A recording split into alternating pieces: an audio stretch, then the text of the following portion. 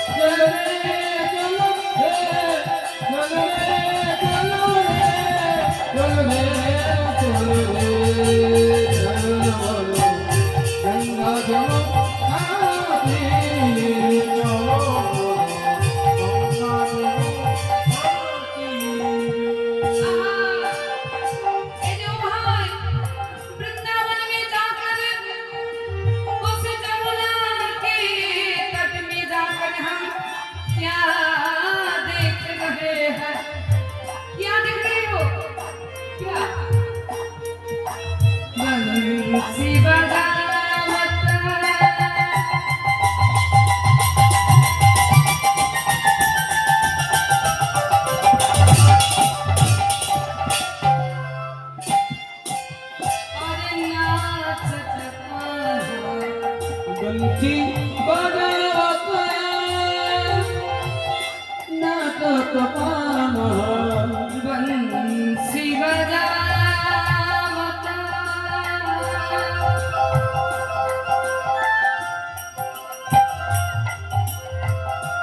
और नाचत कान्हा बंसी बजावता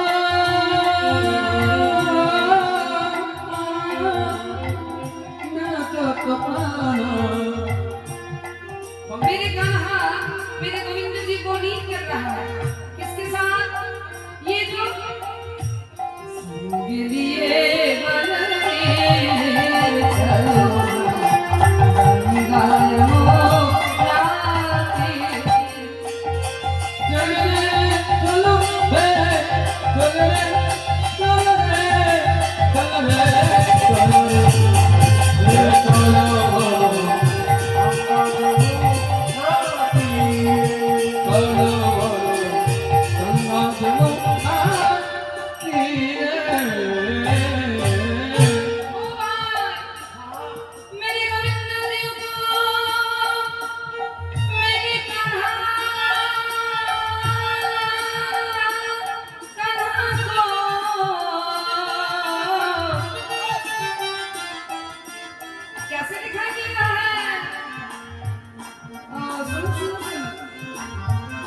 मयूरमुकुट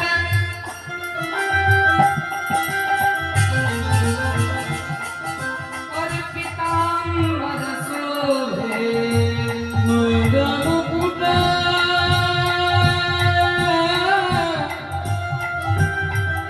पीताम्बर शोभे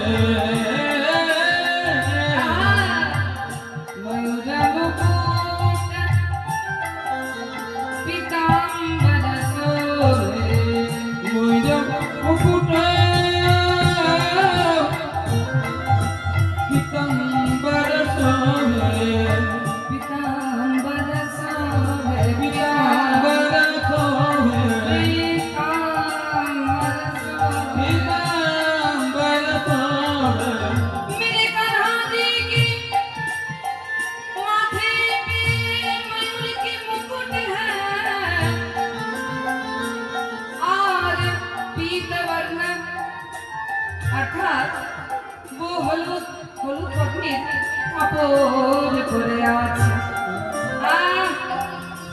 और कुंडल झलक कतते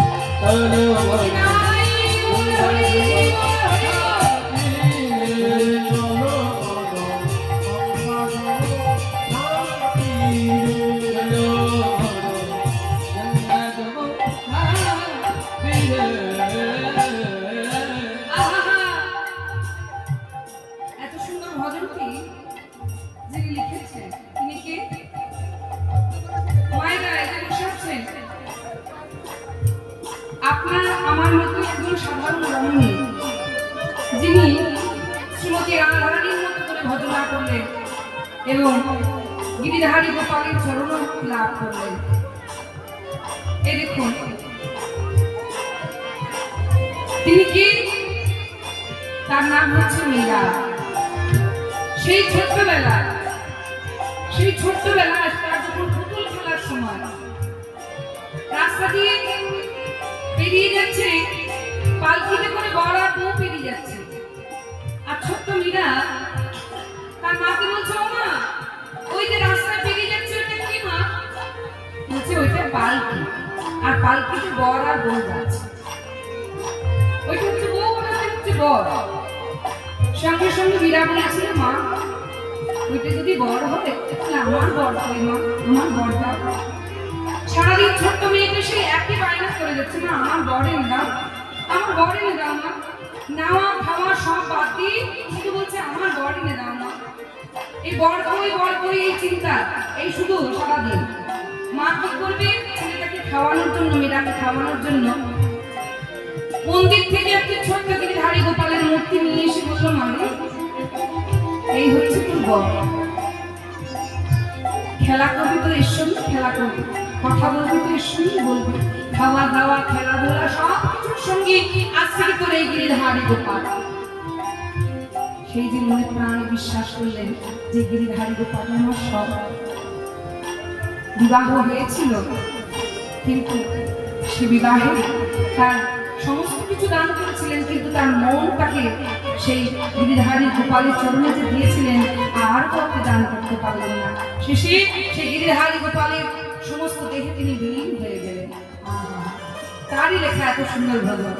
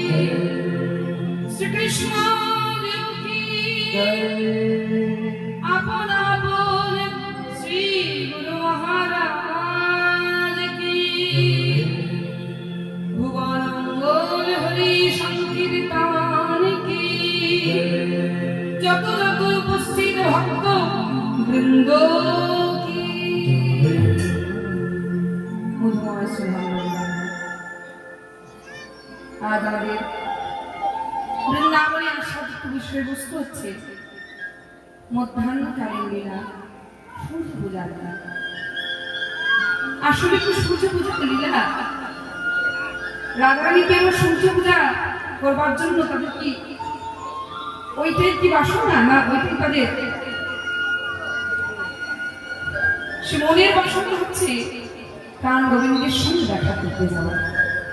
এবং এই লীলার মাধ্যমে একদিক থেকে বলা যেতে পারে যে রাধারানীর কলঙ্ক মোচন করেছিলেন গোবিন্দ এই সূর্য পূজা লীলার মাধ্যম দিয়ে। শ্রীমতী রাধারানী আমার সখীদেরকে কাছে ডেকে তার সেই প্রাণবধূর কথা সখীদের কাছে বলছে। জানিস সখী, সেই সকালবেলা আমার প্রাণবধূ সঙ্গীদের সঙ্গে নিয়ে নবলক্ষ ধেনুকে সঙ্গে করে যাচ্ছে, ওই গোষ্ঠীর পথে যাচ্ছে। আর আমি একটিবারের জন্য প্রাণবধূর ওই বদনখানে আমি একটিবার দেখেছিলাম। আমার বধূ কেমন করে যাচ্ছে জানিস? সেই সকালবেলা আমার প্রাণবধূর বদনখানে দেখেছি। কতক্ষণ তার বদনখানে দেখি, সকালে গো ঘন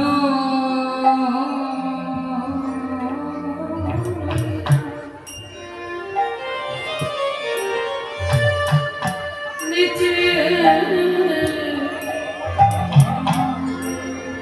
নিচে গেল আমার বিনোদিয়া।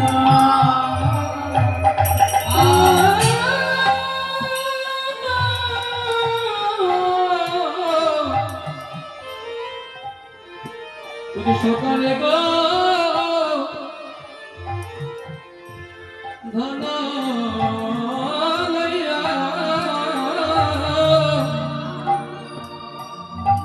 নিতে নিতে করতে গেল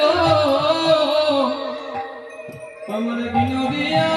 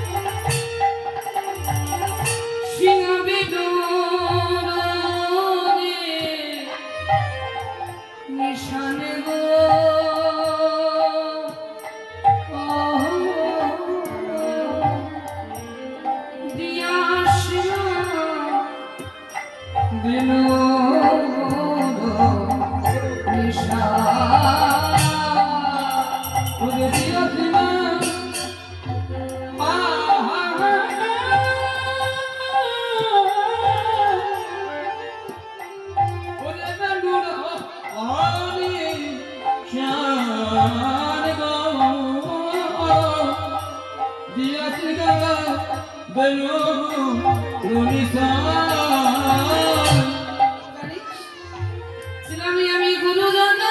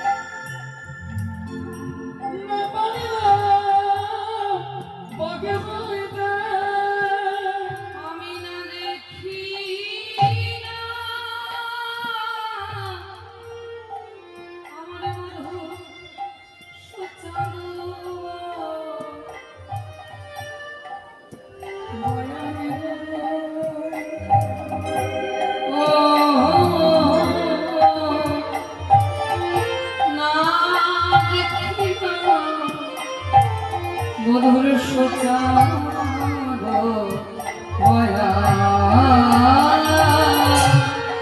না দেখিবা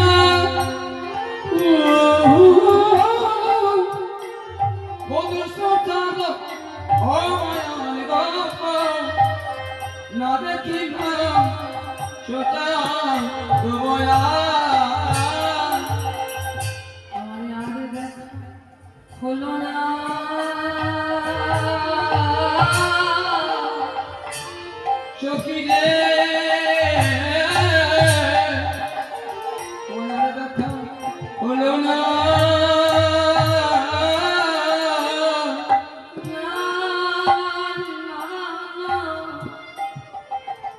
সখী আর দেখা হলো না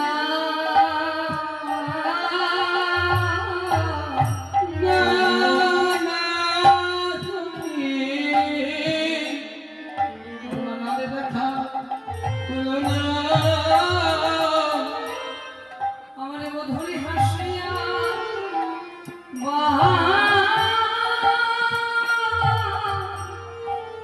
বাসিয়া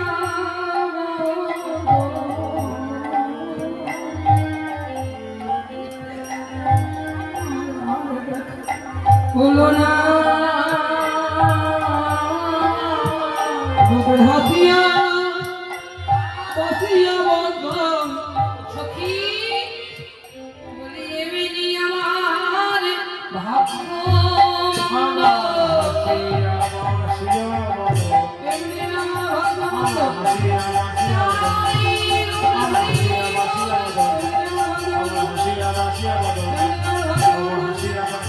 এমনি আমার ভাগ্য মন্দ। আরে দেখা হলো না আমি না দেখিলাম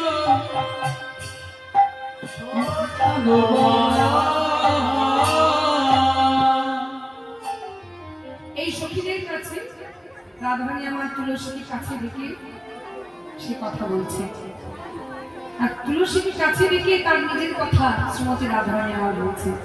আচ্ছা, এই যে তুলসীকে কাছে ডেকে শ্রীমতী রাধারানী আমার তার নিজের মনের কথা বলছে, মনের কথা তার সবাইকে বলা যায় না, বললেন অনেক অনুভব হয়, আমাদের নিজেদের পরিচিতের মধ্যে অনেক জনই থাকে, কিন্তু মনের কথা বলবার জন্য শুধু দুটি কয়েক একজন কি দুজন থাকে।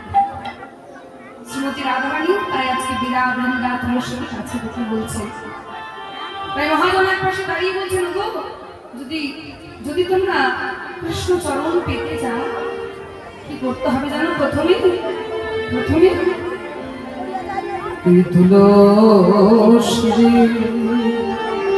তুলসী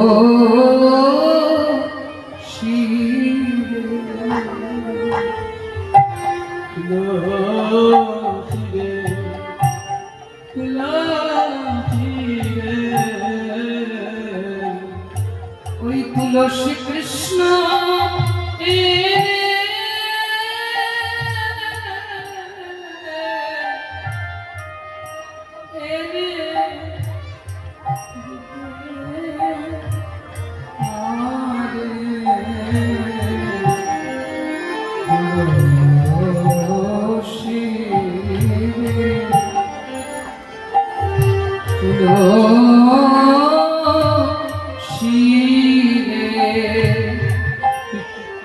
কৃষ্ণ এনে